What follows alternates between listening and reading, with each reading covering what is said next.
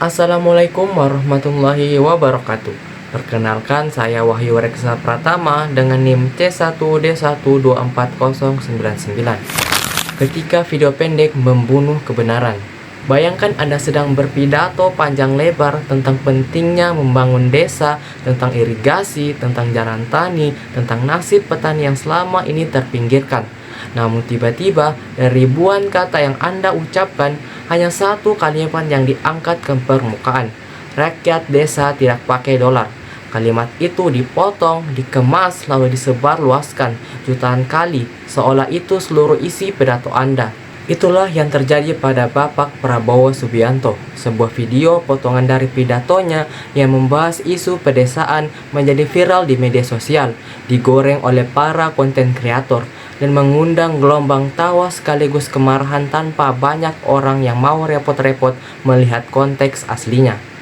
Hari ini saya ingin mengajak kita semua untuk merenung apakah kita sudah menjadi penonton yang bijak. Dalam pidato aslinya, Presiden Prabowo sedang berbicara tentang program pembangunan desa dan kedaulatan ekonomi rakyat.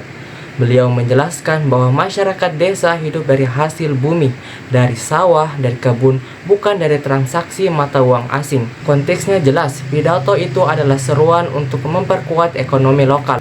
Namun, clipper sebutan untuk akun-akun yang kerjanya memotong dan mendaur ulang konten video mengambil fragmen kecil dari pidato itu dan menyajikannya tanpa konteks.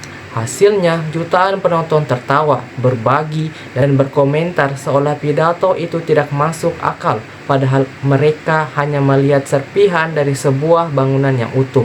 Kita hidup di era yang disebut para ahli sebagai attention economy.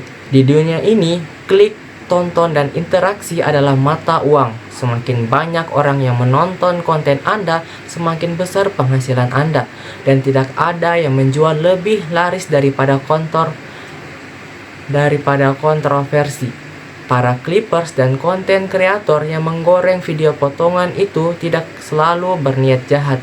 Banyak di antara mereka hanya mengejar algoritma. Mereka tahu bahwa otak manusia lebih mudah tertarik pada hal yang mengejutkan, lucu, atau kontroversial.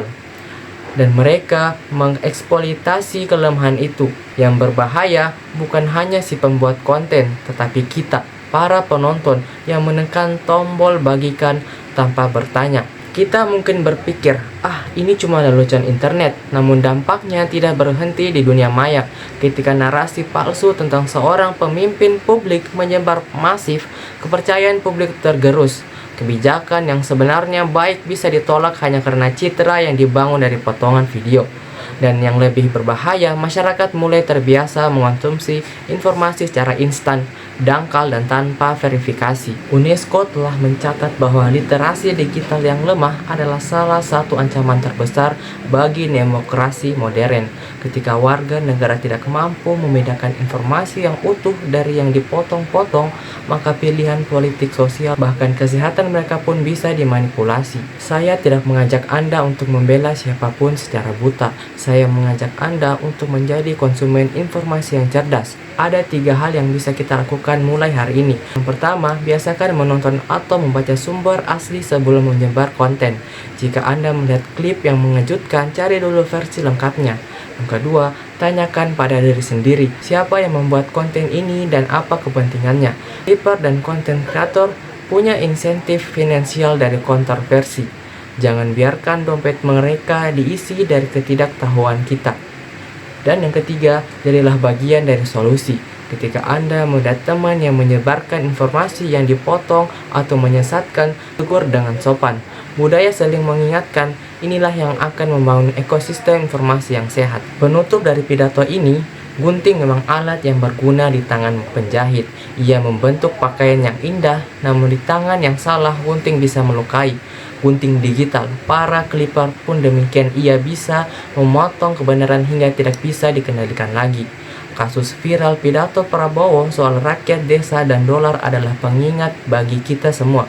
Di era banjir informasi ini, yang paling berbahaya bukanlah kebohongan yang terang-terangan, melainkan kebenaran yang dipotong setengah. Mari kita jadikan diri kita sebagai benteng terakhir melawan disinformasi, bukan dengan amarah, bukan dengan berpihak buta, tapi dengan akal sehat, sikap kritis dan literasi digital yang kuat, karena di tangan kitalah masa depan informasi Indonesia ditentukan. Sekian, assalamualaikum warahmatullahi wabarakatuh.